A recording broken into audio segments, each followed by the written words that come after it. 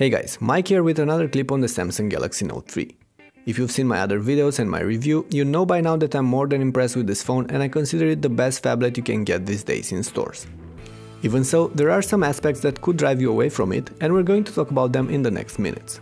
For starters, there's the size. The Note 3 is a massive handset, significantly larger than the 5-inch devices that are a standard between premium Android smartphones these days. In other words, it's not very comfortable to grab and use single-handed unless you have giant palms, and it won't easily fit in your pocket either. Of course, that was expected from a phone with a 5.7-inch screen. In fact, in its class, the Note 3 is actually more compact and lighter than its rivals. Even so, this is definitely not a device for everyone, and getting used to it might take some time, especially if you're coming from something small like an iPhone, or it might never happen. That's why I advise you to go out and try it for yourselves, see how it feels in hand and if you can deal with it, and only then decide whether to buy it or not. Okay, next on my list is the overall design and build quality. Watching it straight on, the Note 3 shows a lot of display and a very narrow bezel. That's the good thing. However, the sides and the back are still made from plastic. The silver strip on the edges looks a lot like what we've seen on the Galaxy S4, while the back has been redesigned.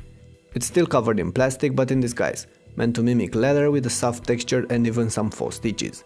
Now, this is definitely a step forward from the glossy hyperglaze finishing and should be more reliable and less prone to scratches and smudges. But in a world where many manufacturers use premium materials like glass or metal for their phone's cases, the Note still falls short. Not to mention the overall fragile feeling, which is still part of the equation, as the Note 3 squeaks and cranks when grabbed firmly in hand, much like the S4. Of course, there's a reason for that. The back is removable, and in case it gets scuffed, you can actually replace it. So it's up to you if you can live with its, let's call them, shortcomings or not. Anyway, next comes TouchWiz, Samsung's own OS skin. The Note 3 runs Android 4.3 with TouchWiz on top.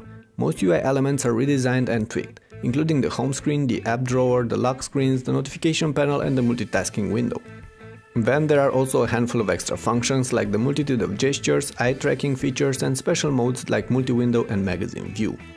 On top of this, there's a host of software pre-installed on this phone. Now, TouchWiz is not entirely bad, but it looks ugly when compared to vanilla Android and performs poorly. The Note 3 is surprisingly snappy, but that's due to its powerful hardware platform. Without TouchWiz, it would be even faster. So while many of you will be fine with TouchWiz, some might not like it. If that's the case, you can either ditch it for a different launcher, root the phone and get a cleaner ROM on it, or even wait for a Google version of the device if that's ever going to be available. Okay, that aside, I also have to mention something about the camera. The 13-megapixel shooter on the Note 3 performs rather poor in low light or even indoors, much like the Galaxy S4. It can take good pictures if you get it to focus right. But from my test with it and my extended experience with the S4, that's easier said than done. Because of this, the Note 3 is not near the top of my list of all-around camera phones, despite the fact that it shoots great pictures outside and offers a large selection of video shooting modes as well. Last but for sure not least is the price.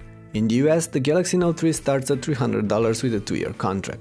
Unlocked, the cheapest Note 3 sells for £650 in the UK and more than €700 in Germany and other European countries. That makes it one of the priciest devices available in stores these days. Is it worth that kind of money? Well, that's up to you to decide. Okay, so as a quick conclusion, all these things mentioned here might not mean much to you, but at the same time, they might be enough to steer you towards a different phone. Either way, the Samsung Galaxy Note 3 is still one of the best handsets available right now. But I'd love to know what you think about it and if there are other things that you don't like about the Note 3. So please leave your comments below. And of course, make sure to check out the other many videos on this phone available on my channel. Anyway, thanks for watching, don't forget to hit the thumbs up button if you enjoyed the clip, and I'll see you soon.